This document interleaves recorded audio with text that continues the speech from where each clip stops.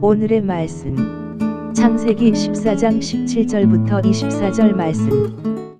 하나님 아버지, 금요일 아침 시간에도 주의 은혜를 함함으로 주 앞에 나오게 하시니 감사합니다.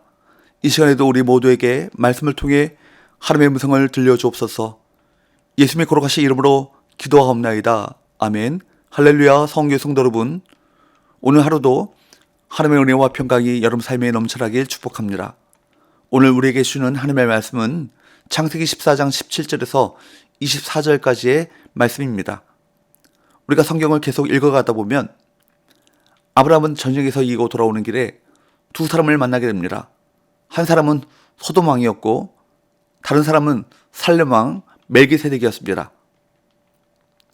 17절 18절 아브라함이 그돌라오멜과 그와 함께한 왕들을 쳐부수고 돌아올 때 소돔 왕이 사위의 골짜기 곧 왕의 골짜기로 나와 그를 영접하였고 살렘 왕 멜기세덱이 떡과 포도주를 가지고 나왔으니 그는 지극히 높으신 하나님의 제사장이었더라.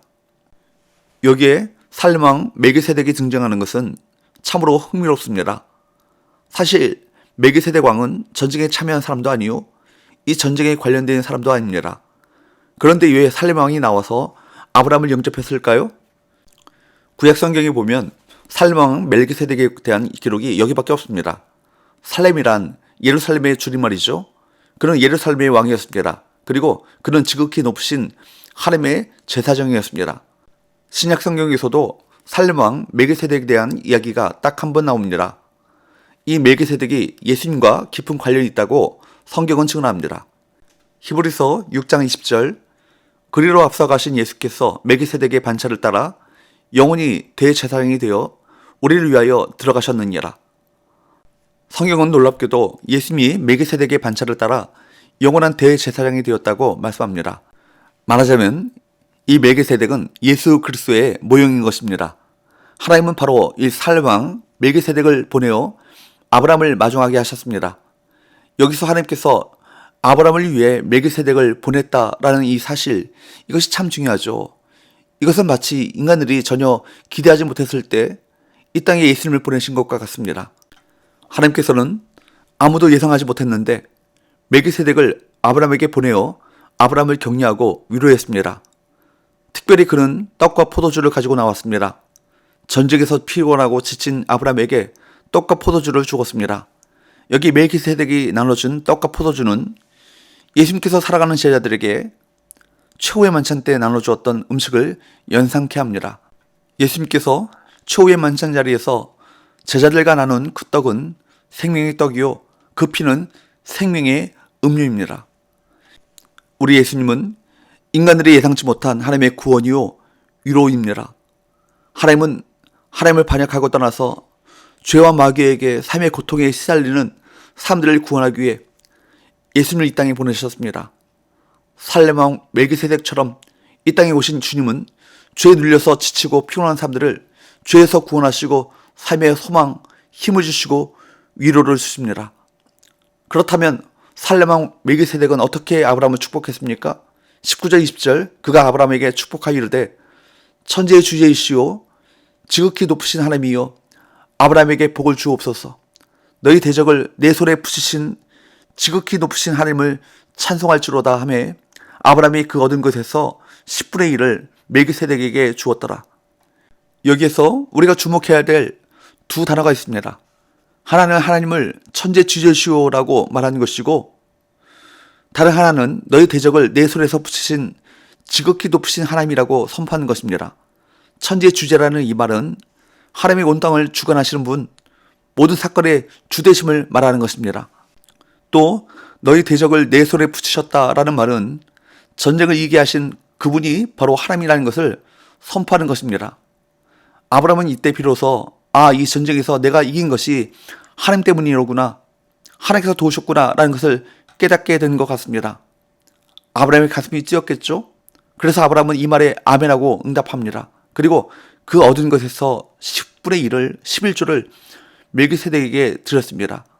이 전쟁에서 이기게 하신 분이 하나님이라는 사실을 깨닫게 되자 감사함으로 11조를 드린 것입니다. 성경에 보면 11조에 대한 이야기는 아브라함이 멜기세덱에게 드린 것이 처음입니다. 이 처음 사건에서 우리는 11조의 정신을 배우게 됩니다. 11조의 정신이 무엇입니까? 그것은 하나님의 은혜에 대한 믿음의 고백인 것입니다. 하나님의 은혜와 도우심으로 하나님이 승리하게 하셨다.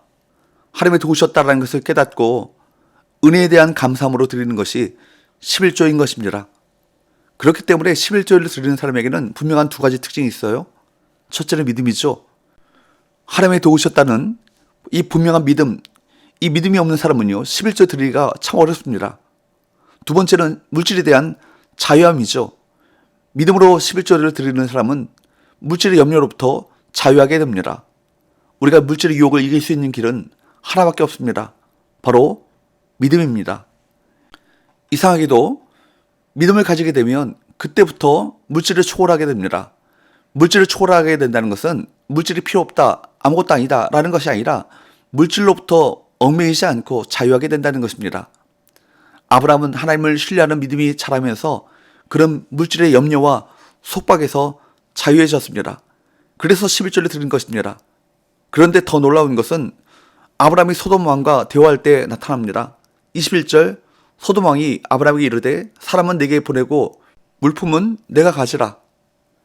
여기에 보면 소돔 왕은 자신들을 구해준 아브라함에게 고마워서 사람은 내게 보내고 전리품을 비롯한 모든 물질은 다 내가 가지라 라고 전화합니다. 여기에 대해 아브라함은 어떻게 반응합니까?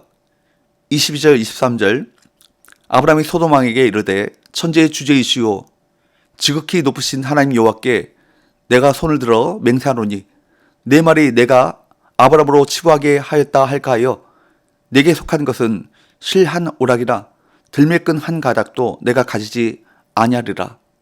여러분, 여기 믿음의 사람 아브라함이 하는 말을 한번 주의해 보십시오. 그는 지금 하나님을 뭐라고 말합니까? 천지의 주제이시오. 누가 한 말이죠? 바로 멜기세덱이 한 말입니다. 그는 하나님을 점점 깊이 알아가면서 그의 믿음도 견고해져 가고 있었던 것입니다. 그래서 아브라함은 이렇게 소돔 왕에게 말합니다. 미안하지만 당신의 호의를 거절하겠습니다. 당신의 돈은 받지 않겠습니다. 왜냐하면 내가 나중에 하나님의 축복을 받게 되었을 때 당신이 말하기를 그때 내가 아브라함을 부자로 만들어줬다 라고 말할 것 같아서입니다. 당신은 내 인생을 책임져 주는 사람이 아닙니다. 오직 나를 축복하시는 분은 하나님밖에 없습니다. 여러분, 얼마나 놀라운 믿음의 고백입니까? 아브라함은 단호하게 소돔 왕이 주는 물질을 거절했습니다. 그는 물질에서 자유했기 때문입니다. 이것이 믿음의 사람들의 여유요, 삶의 확신인 것입니다. 아브라함이 어떻게 믿음의 사람으로 세워져 가는지를 한번 보십시오.